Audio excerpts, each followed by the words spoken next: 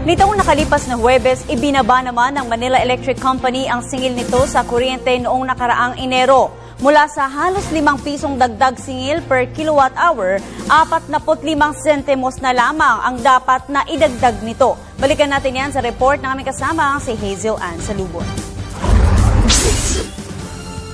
Ibinaba ng Manila Electric Company o Meralco ang singil nito sa kuryente noong Enero.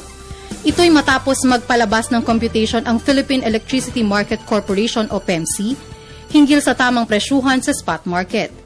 Sa recomputation ng Meralco, mula sa dating 4.56 per kilowatt-hour na dagdag sa generation charge, ibinaba ito sa 45 centavos per kilowatt-hour. The significant reduction from the original 10.23 per kilowatt-hour in the January bills, this will be brought down to just 6 pesos and 12 centavos per kilowatt-hour. From the original 4 pesos and 56 centavos, this is now down to 45 centavos per kilowatt-hour. And we're hoping that this will be good. This is actually,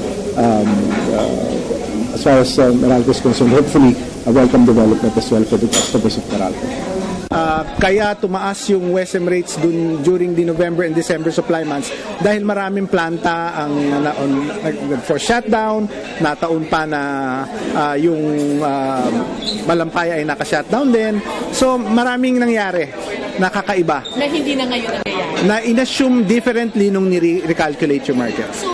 Una nang inihayag ng Energy Regulatory Commission o ERC na nagkaroon ng market failure sa WESM kasabay ng maintenance shutdown ng Malampaya Gas Facility.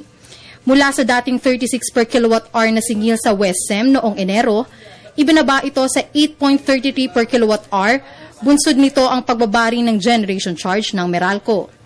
Plano namang utay-utayin sa loob ng 6 na buwan ng Meralco ang nakabingbing dagdag singil.